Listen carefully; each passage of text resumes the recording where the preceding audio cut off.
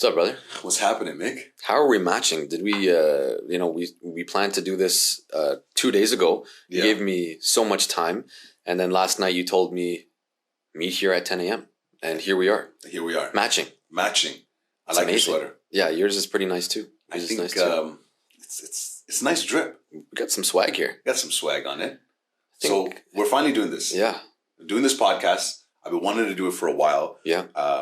And I was like, we're going to just jump into it. Just get it done. I think we need a name for the podcast. Yeah, we're going to definitely need a name. What about Dewji Realty Podcast? DRP? Yeah, that could work. You did say something in the beginning about our swag here, about our attire. The swag podcast? Swag podcast. No. The drip. The drip. The Dewji Realty Informative. The Dewji Realty Informative Podcast. The Dewji Realty Information Podcast. The drip. I like it, B. That's a name and a half. That's a name and a half.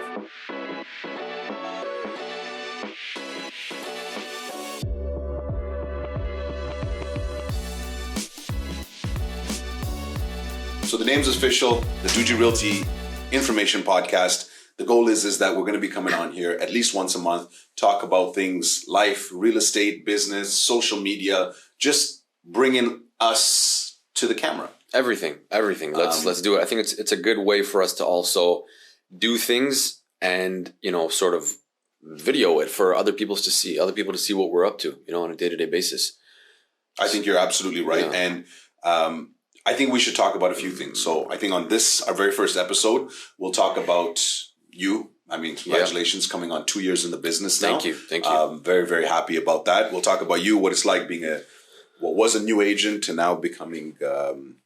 hopefully somewhat of a more seasoned agent, like where you're at. So no, I appreciate that. We'll talk about the current state of the market. Mm-hmm. That's huge. It is. And I think we'll also talk about social media a little bit. Yeah, social's a big one. You know what? I have a love-hate relationship with it. Many a times it's helped me in my career, but sometimes it's hindered me. I think we'll get into that. So starting off at the top, Mikaeel, I'm super excited that you ended up deciding to get your license. Yeah. I wanted you to get it ages ago. I know. But for some reason... life happens, So lots of new chapters that I've been opening. Alhamdulillah, thanks to God. Alhamdulillah. For sure. I think what triggered this whole thing for me was getting into the market for the first time myself. And going through the stages with you as my agent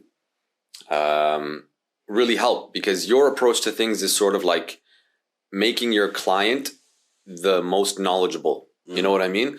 And that really showed me so much, because number one, I love properties. I love looking at the architecture of properties, and I love the process of working with people and taking them to their next goal, right? So that's what sales is to me and to you, right? We don't look at it as a brick and mortar transaction. I do something for you, you compensate me. It's more like I will consult you as somewhat of an expert so that we can get to your goal. You know what I mean? Desired state. Exactly. I like exactly.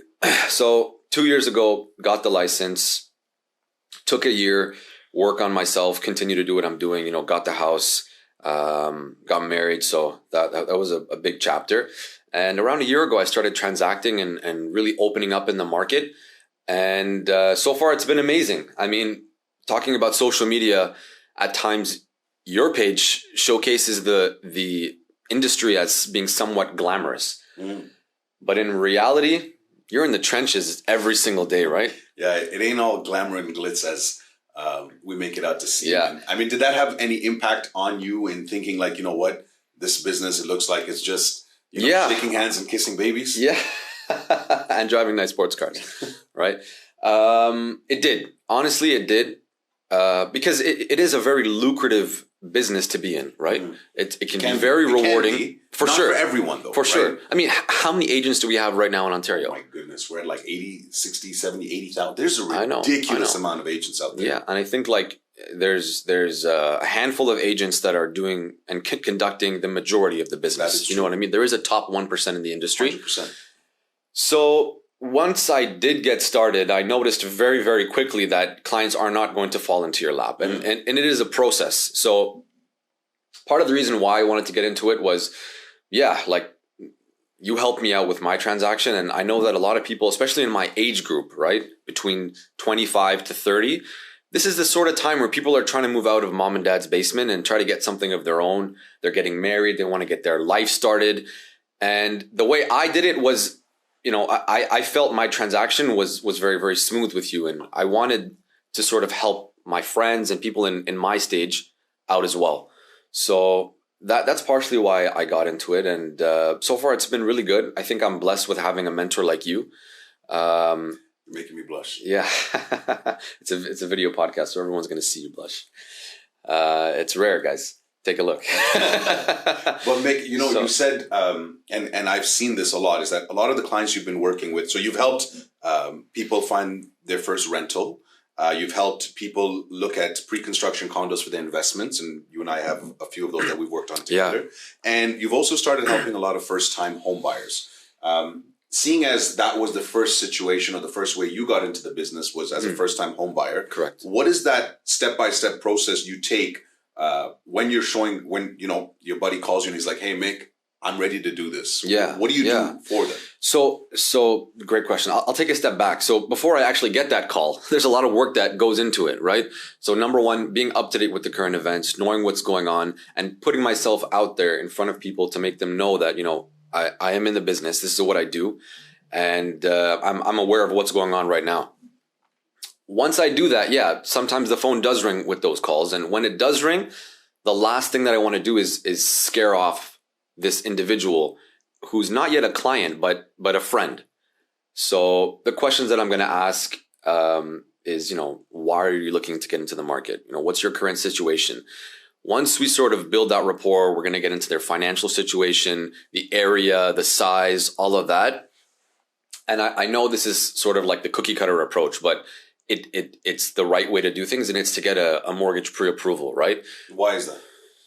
It's really important to qualify your client quantitatively as well, right? So we need to understand at what price point they're going to be able to get into the market comfortably. The last thing we want to do is stretch someone so thin that they can't sleep at night because they're so worried about meeting those payments on a monthly basis.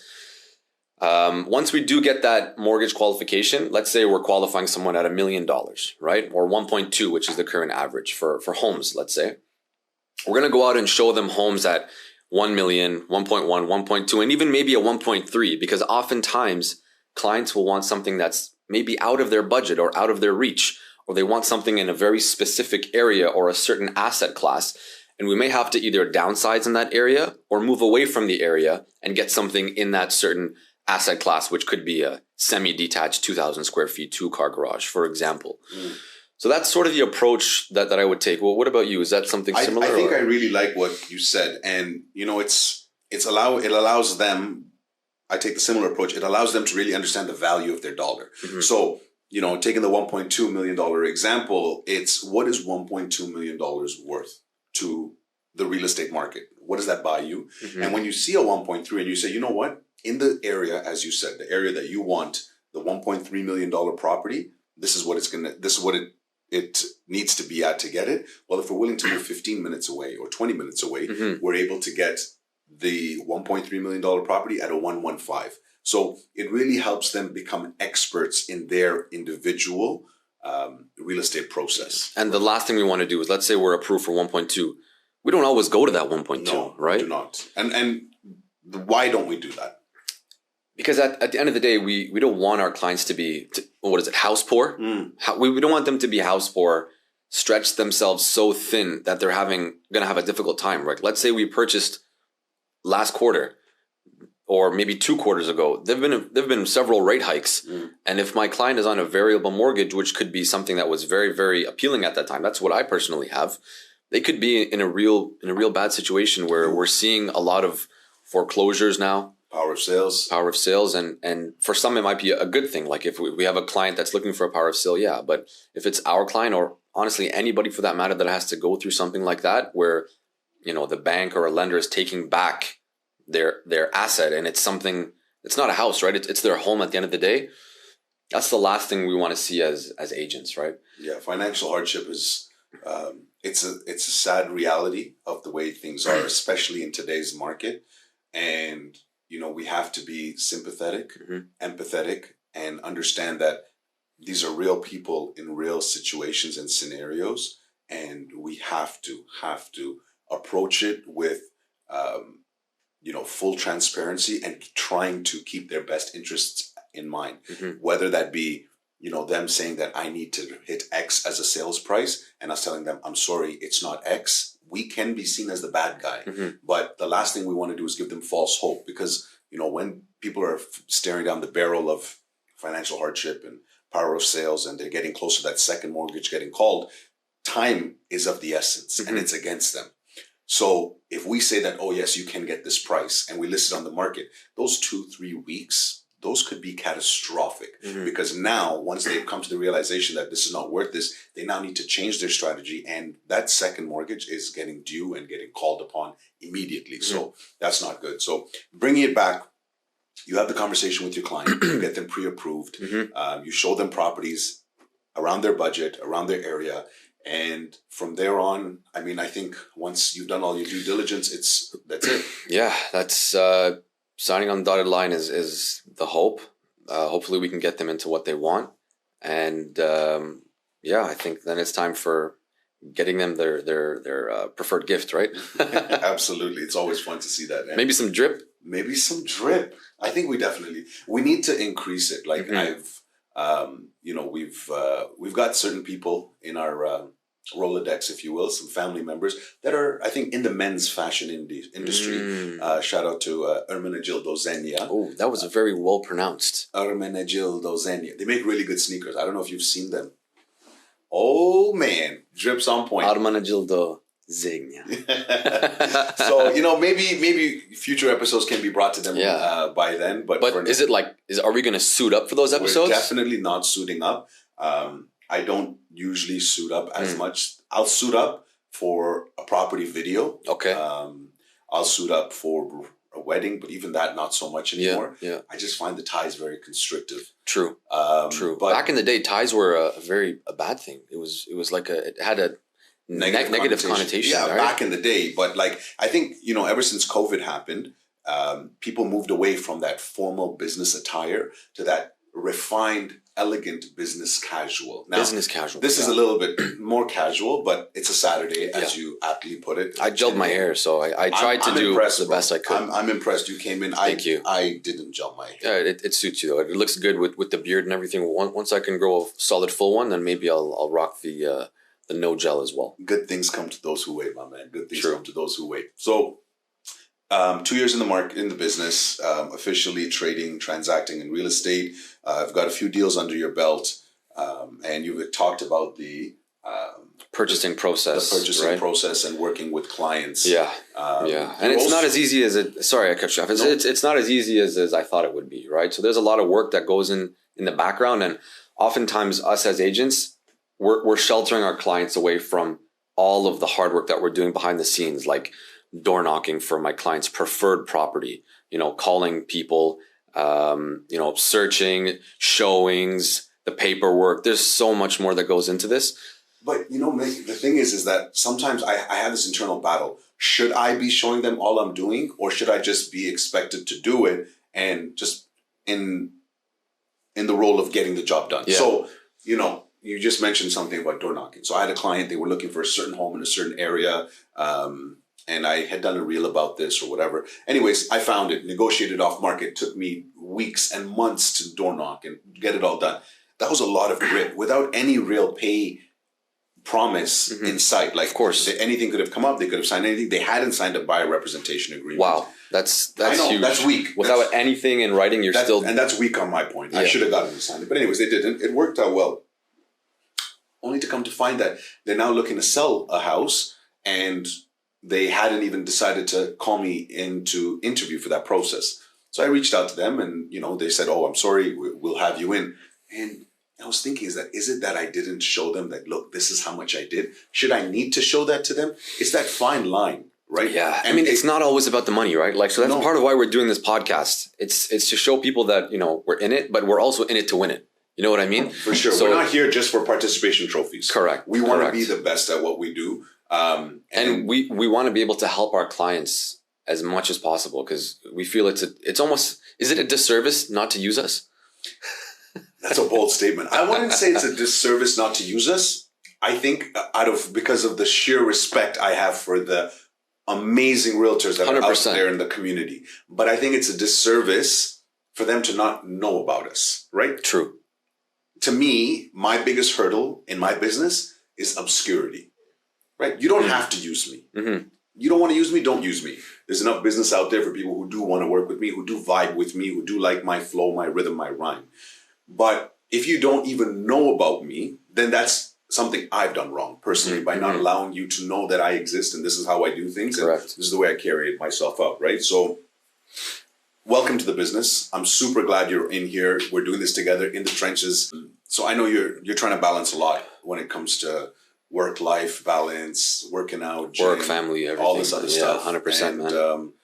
I know you hit the gym a lot. Trying to stay active, yeah. Yeah. I mean, like, what size is that you got on? I know I know why you're asking. It's because I've asked him for multiple hoodies and I can't finalize on the size. It was a small, now it's a medium. Trying to get to the large, extra large, so it's a little bit of a range. I think I think we should just get you mediums. Mediums? Mediums. That's a great one. That's like last time I heard that term was in Jersey Shore. Wow. Jersey Shore, that television show. I don't know if is that your sort of time, or? I think that was actually after my time. That's probably after you. That was my high school time. Yeah, that was you had kids by then. You were not watching TV at all. God, bro, I've had kids since way too long. That's a long time. Yeah. It's been a minute. 5 kids, bro. It's no joke. You're the one doing the balancing act, I think. That's true. You know what? But it wouldn't be possible without the support at home, first and foremost, and B, shout out to your wife. Shout out. B, doing something I absolutely love. Like 100%. I love this job. I love this business. Does it feel like a job? Does it feel like work? It doesn't feel like. Sometimes it does. There is sometimes. I hate paperwork, bro. I hate paperwork. You had an assistant. I did. Where did she go? I got rid of her. Okay.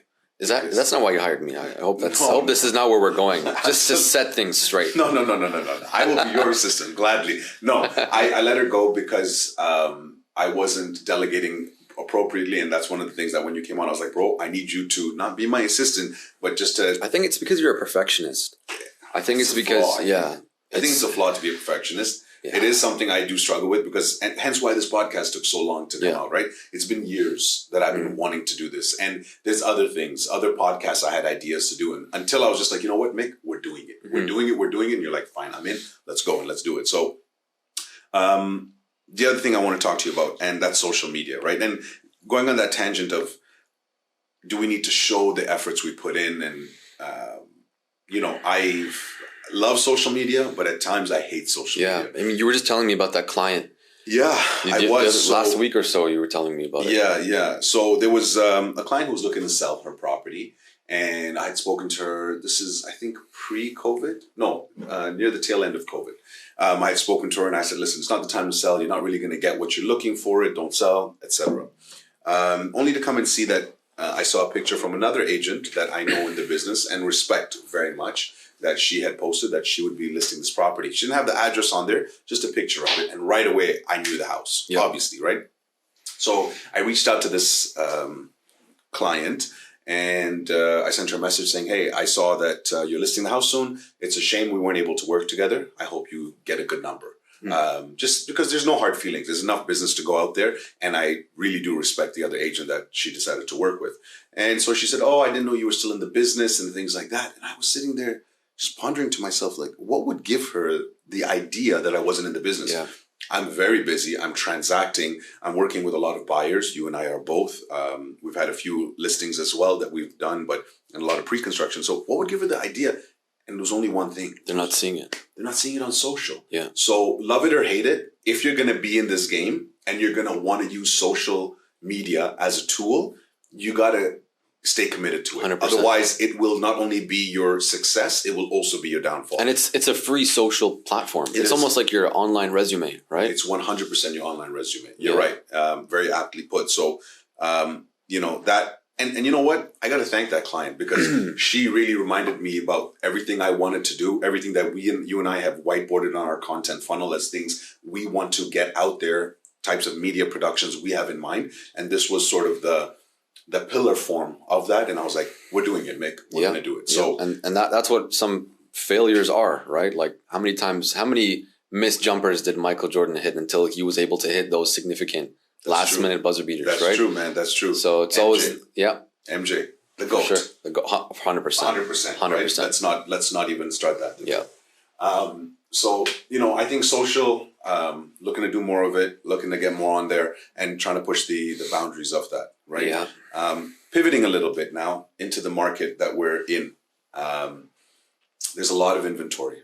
There's a lot of inventory out there. And I think as realtors, when we're speaking to potential clients who are looking to list their property, we really, really, really need to be advisors. For sure. And not just look at it as a commission check at the end of this. Because we have a property that we're going to go see after this. Yeah. We're going downtown and... we're taking your car, just so you know. No problem. But you're driving. So we're going to go see it. And, when we had the call with the client, my first question was, why do you want to sell? Yeah.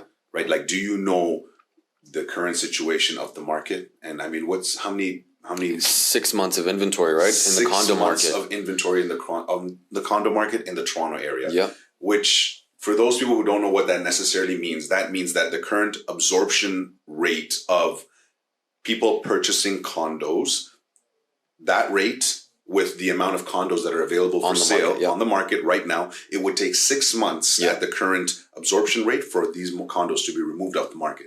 And as we continue in this movement, those days on market will be significantly more. So there really has to be good reasons for the client to want to do it. And it's not necessarily our job to know those reasons, but it is our job to advise them that, listen, this is not the perfect time to sell. If your reasons are justified in your mind, this is why we need to transact. If you need to do it, for sure. And I mean, there's many reasons why people need to do it, right? So, yeah. I mean, we just had an issue where, client picked up several properties in the COVID era, right? Things were at a discount.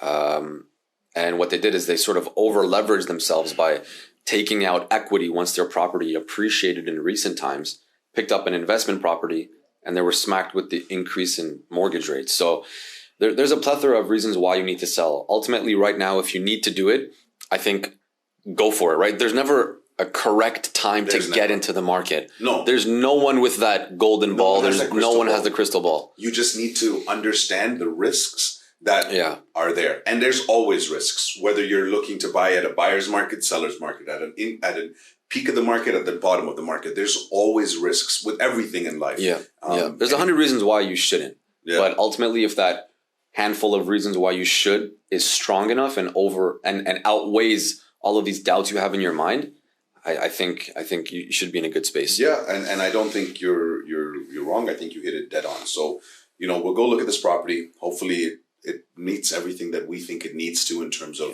the right property, and there's not much work that needs to be done or whatever we need to do to get that live, and that'll be coming to the market. Hopefully. What are some of the things, like, just to let people know, because not everyone knows how much goes into actually listing a property. Like, we go on the MLS all the time, and sometimes it's almost addictive to just go through properties and properties and properties. And we see people taking photographs of properties on their Android, like not even an iPhone. Jeez. They have the audacity. So shout out to Steve Jobs. Yeah. There's a lot, Mick. You know what? I mean, what you said earlier is that as agents, sometimes when we show the glamour and glitz, it is our fault, but at the same time, it's not, because we want to show them that, working with us, it's that easy. Business gets done. But there's a lot. And even those properties, when we were in a crazy seller's market and we would list a property within 3 days, we've sold it and we've blown expectations that the client had. You don't see the weeks and months that it took to get that property ready. Yeah. We've had homes where we're coordinating with the painters. We cover the cost of painting. We cover the cost of staging. We've updated the lightings. We've gotten kitchen cabinets repainted. Landscaping. We've done landscaping. There was one time, I don't know if you remember, Richmond Hill, the landscaping at the front of the property was just horrendous. Disgusting. We had photography like in an hour. Yeah. You were there. He wore a suit. and you were like picking things off the weeds through the putting it in a garbage bag. Yes. I was watching you. I didn't want to get myself too dirty, but Yeah. there's so much that goes on in the background that no one really knows about. Yeah. And except other agents. You mentioned yeah. that there's like whatever 60, 70, 80,000 agents, whatever's out there, and only a handful are doing that, and the top are doing most of the business. Yeah. So my colleagues that are at the top, right, that I speak to, they know. They know what it takes to do business in this market. It's the people that aren't doing any transactions as well as realtors that, they're relying on that uncle, that aunt, that friend to do deal with them. And, I'm not here to knock those new agents, those rookie agents, those beginner agents. Absolutely not. I mean, some realtors will make their slogan like, don't trust your business to a rookie. I'm sorry. We have rookies. Everyone that goes from rookie to all-star, if we were to take the sporting example, they start somewhere. Where did Michael Jordan start? Did he make his high school basketball team? No, he got cut. But there's some debate on there. We won't get into the basketball things about that as to how that happened and why that happened. But you're right. So I'm not going to knock on rookies. Yeah. But there's people who do treat this as a profession, and they approach this with the integrity and business acumen to handle it as a professional designation. And then there's other people that just look at it as a quick paycheck. So ultimately, the people who approach it as a profession will weather the storm in these type of markets. And those that just saw it as a quick paycheck, they will fall by the wayside. So going back to your question, what's involved in getting a property ready? There's a lot, Mick. We got to go take a look at it. Make sure that it's a condo, so there's a little bit less as it pertains to the exterior. But does it need painting? What kind of staging are we going to do? Is there any light updates that we need? And then photography. Of course, photography is huge. Media, as we've already talked, is huge. And then, really making sure that the property, the numbers, everything jives, and we list it at the right time for the right price. I think that's the most important bit. The listing price is the most crucial thing to get eyes on the property, to list it accurately, and then also, communicating this all to the client, right? Because they have to be on board with it ultimately. What I always tell my clients is I really simplify it down when I'm doing my listing presentation, and I usually either near the end or throw this in there. My job is to get people over the threshold of your home. That's my job. Mm-hmm. And if I've done the rest of my job correctly, that's sufficient, because I know I've marketed it. I've done it well. I've made sure the staging is on point. Shout out to ALT. I've made sure that it smells great. It looks great. It feels great. Everything. As soon as I get them in that threshold, because most people will know if they're buying or not buying that house within a matter of seconds of stepping foot into that front foyer. Mm-hmm. If I get them there, my job is done as part of marketing the property. Yes, there's the other job of negotiating and finding and objection handling. All things we'll discuss later, or maybe not, whatever, depends as the podcast goes on. But my job is done there. And then it takes on to that next step. So it's important to make sure that the property has that heartbeat, has that flavor, and comes through to that prospective buyer so that they know that this is the one for them. Oftentimes we hear that, people are saying, oh, this other agent sold 200,000 over asking, 100,000 over asking. Houses sell for their value, right? So ultimately people can list properties for 100,000, 200,000 less than what it should be sold for. And they're going to get that extra 100, 200K. It's a marketing thing. It's more of a marketing thing, right? So what's more impressive is when a realtor sells a property above its actual value, and they're able to do the value adds by highlighting or only highlighting some of the aspects of the home that would make 123 Main Street speak out and stand out from 121 Main Street. What was it, the aspects? How did they highlight it? How did they present it? That's a real comparison. But anyone can list a property for $1, sell it for $800,000, and say I sold it $800,000 over asking. It's a marketing thing. And yes, I mean, in our business, there's a lot of marketing ploys. I don't want to go down that with some of these things that some of the agents do, ethical, non-ethical, irrelevant. I think there's a lot of good. This business allows us a lot of positive opportunities, and it puts us in front of people that we have a chance to help. And obviously there's a financial reward in it, as there should be, but that's not the be-all, end-all.